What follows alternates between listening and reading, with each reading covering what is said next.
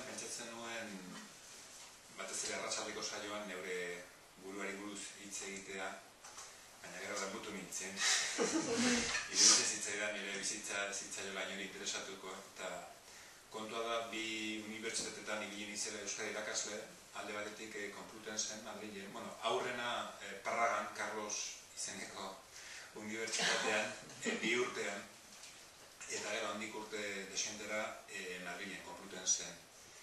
Eta neure buruari buruz hitz egin beharrean, pentsatu dut askoz egokiagoa eta interesgarriagoa izango litzatekeela euskarak Parragan eta Madrilen duen presentziari buruz hitz egitera. Eta esate baterako arratsaldeko saioan entzungo ditugu nire Parragako eta Madrileko zenbait ikasleren testigantzak ikus dezazuten zen nolako euskara maila polita duten, ez neure aleginari esker, baizik eta bakoitzaren aleginari esker, eta bera gutxi gora bera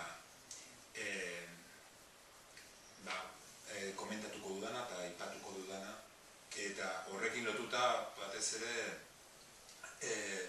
aipatuko dut nolabait gezurtatu behar dela euskararen inguruan dagoen mito faltsu eta nazkagarri bat, barkatu hitz hori erabiltzeagatik, zaila dela, hizkuntza zaila dela.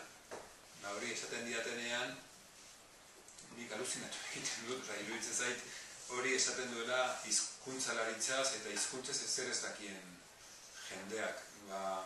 Esatea hizkuntza bat beste bat baino zailagoa eta erresiagoa dela, eta hori alde batetik uste dut hori gezurtatu behar dela, hori zientifikoki oinarri gabea dela. Eta beste mito batzuk ere badaude euskararen inguruan gezurtatu behar direnak, eta askotan gertatzen zari Madrilen, bakatu pozatzegatik, Madrilen igual norbait ezagutu berri, eta zertara dedikatzen izen dakiten bezain laster galetzen diate, baina tienes alumnos. Hori esaten diate nolabait, ez dakit, Euskara sortu nahirik nirekin edo, baina horrek sortzen diren amorrua ikarne, eta zergatik ez. Euskara zergatik ikasi, eta erantzuna bapatekoa da, eta zergatik ez.